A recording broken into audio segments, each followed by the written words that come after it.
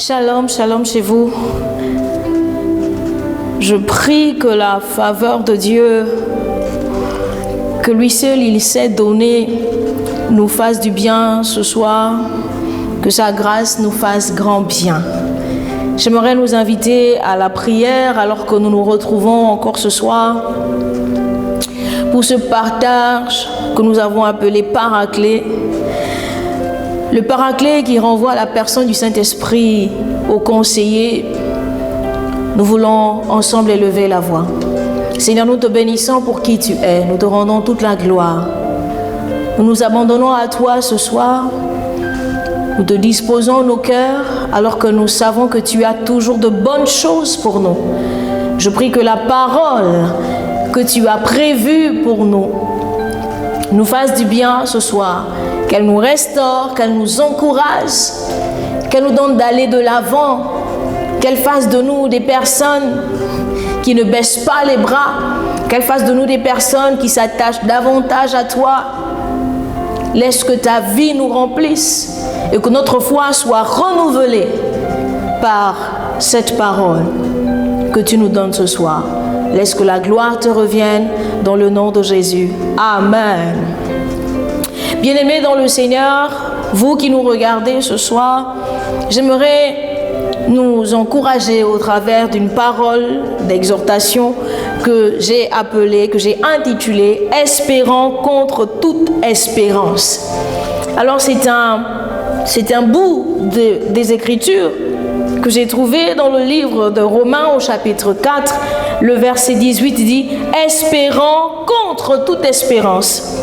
Il crut en sorte qu'il devint le père d'un grand nombre de nations. Selon ce qui lui avait été dit, telle sera ta postérité. Il est question d'Abraham qui eut confiance en Dieu. Et quelles que soient les circonstances, quel que soit le miracle qui tardait, peu importe le miracle qui tardait, Abraham est resté ferme. Voyez-vous, la confiance est définie par le Robert comme étant une espérance ferme, une assurance d'une personne qui se fie à quelqu'un ou à quelque chose. Ça nous rappelle évidemment le verset du livre aux Hébreux, au chapitre 11, le verset 1 qui dit « Or, la foi est une ferme assurance des choses qu'on espère, une démonstration de celles qu'on ne voit pas. » Et la confiance qui est cette foi ferme, qui est cette espérance ferme, est source de sécurité, de sérénité.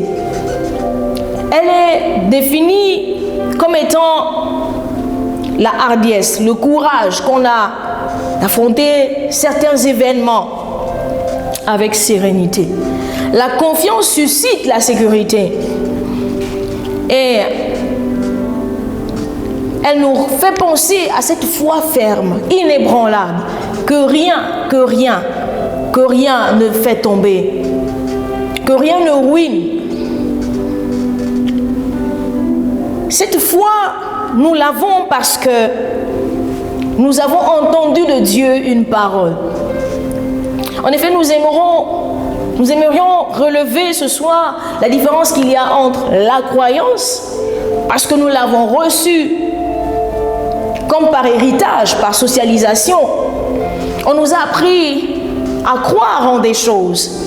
On nous a appris à croire à la persécution.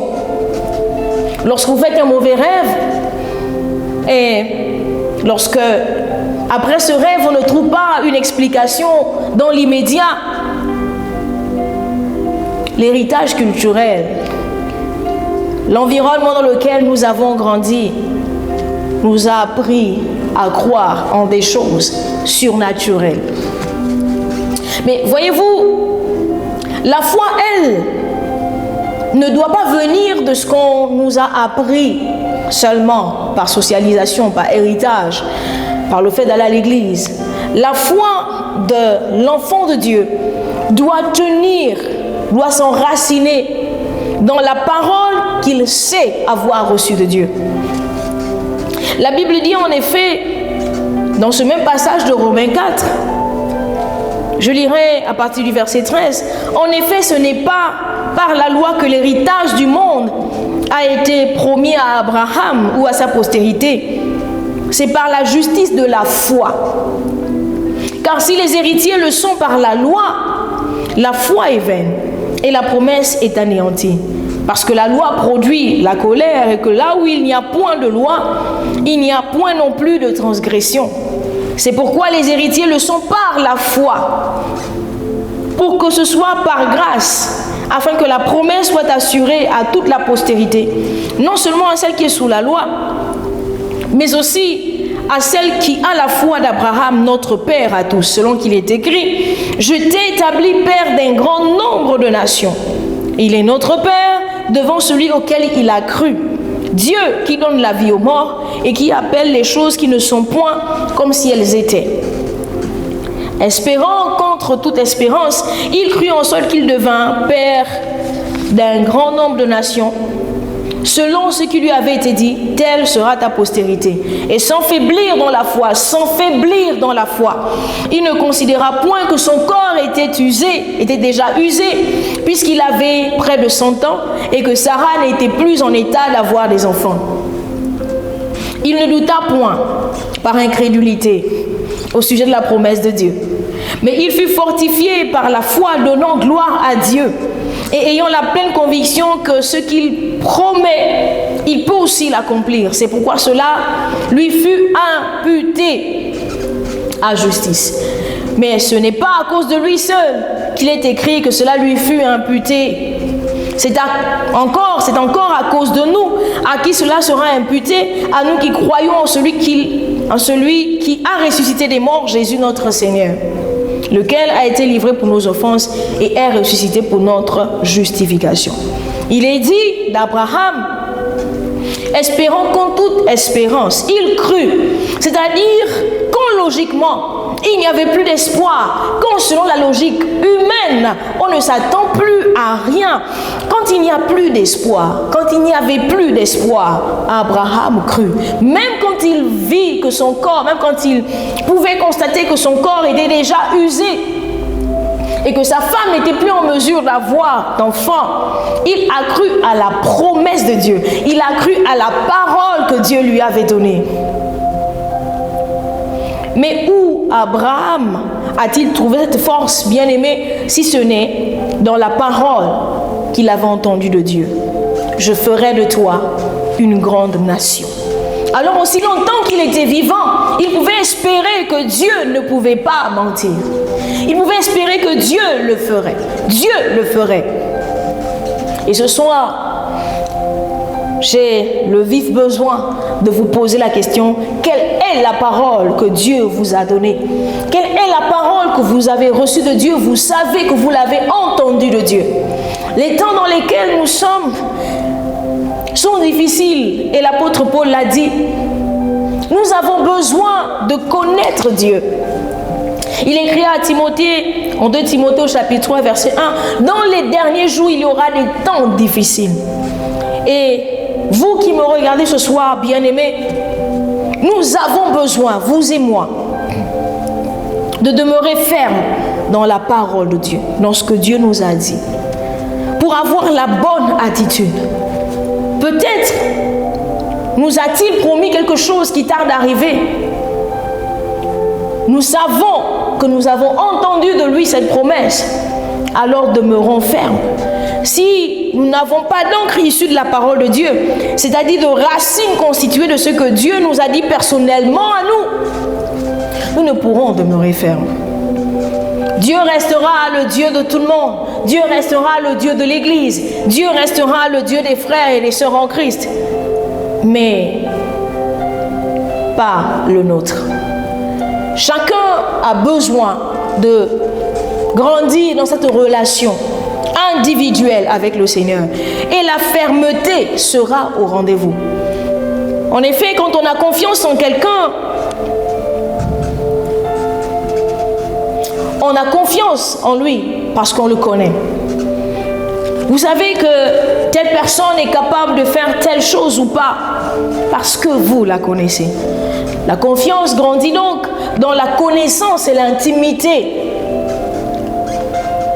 Ainsi, lorsque les circonstances et les temps voudront nous faire croire que Dieu nous a abandonnés, qu'il a changé son projet, qu'il est allé en voyage, nous pourrons nous relever parce que nous savons qui il est, parce que nous savons que ce qu'il a dit de sa bouche, sa main l'accomplit. Nous savons que Dieu, le nôtre, celui que nous adorons, est le Dieu qui ne sommeille ni ne dort. Celui qui nous a fait à son image et à sa ressemblance. Il ne sommeille ni ne dort. Même lorsque nous aurions des preuves du non-exaucement, nous saurons au-dedans de nous que la personne que nous connaissons, que le Dieu que nous connaissons, est incapable de faillir à sa parole. Et nous pourrons dire aux épreuves, aux attaques, au non-exaucement, que ce n'est pas possible, ce n'est pas encore fini. Dieu n'a pas dit son dernier mot dans cette affaire, parce que je le connais, parce que je le connais, parce que je sais qu'il est fidèle. En effet, Daniel dit que c'est ceux du peuple qui connaîtront leur Dieu qui agiront avec fermeté. Les circonstances de la vie peuvent nous montrer que les choses ont changé. Mais bien aimés, je nous exhorte à garder la foi, à espérer contre toute espérance. Je nous exhorte à relever la tête et à espérer, comme Job, que même le dernier, mon Rédempteur, se lèvera. Parce qu'il est vivant. Même le dernier se lèvera sur la terre. Oui, quand ma peau serait détruite, il se lèvera. Quand les choses iront de mal en pire, tant qu'il y a le souffle en moi, je sais que Dieu n'a pas fini. J'aimerais nous encourager, bien-aimés, à garder le cap et à garder la foi. Espérons contre toute espérance. Et cela lui fut imputé à justice. Par Christ Jésus, nous avons été justifiés. Alors, même quand l'épreuve deviendrait plus grande, plus forte, n'oublions pas que nous sommes justes. J'aimerais nous inviter à la prière. Tu es le Dieu de notre justice. Tu es le Dieu qui nous a donné cette identité en Christ. Tu es le Dieu qui a fait des promesses et qui n'est pas un homme pour mentir, ni un fils d'homme pour se repentir. Tu es le Dieu qui a fait de nous les descendants d'Abraham. Je prie, Seigneur, que personne ne manque de foi, que personne ne manque d'espérance. Nous voulons croire que ta parole est la vérité. Nous voulons la garder serrée contre nous, au plus profond de notre cœur, ne pas nous en défaire, parce qu'elle est source de vie. Oui, ta parole est source de vie. Et je prie pour quelqu'un ce soir. Je prie dans le nom de Jésus, afin que par ton toucher, Seigneur, tu visites. Si quelqu'un a le cœur meurtri, parce que l'exaucement tarde, Seigneur, par ton Esprit Saint, apporte maintenant. Oui, dépose maintenant dans le cœur l'espoir, l'espérance, la foi. En effet, tu dis par Habakkuk que si la promesse tarde, attends-la car elle s'accomplira certainement. Je prie que quelqu'un retrouve la joie ce soir, la foi, la force de continuer la marche. Je prie pour quelqu'un qui a longtemps entendu parler de Dieu, qui a longtemps entendu parler de Jésus et qui a besoin de comprendre quelque chose. Seigneur, que tu te révèles à lui. Toi, le Dieu qui nous a tous fait à ton image et à ta ressemblance. Nous croyons que tu es Dieu et que rien ne t'arrête. Laisse que toute la gloire te revienne. Toi, le Dieu de notre foi, dans le nom de Jésus. Amen. Bien-aimés, si cette exhortation vous a fait du bien, je vous invite à la partager. Que Dieu vous bénisse chez vous. Bonne soirée.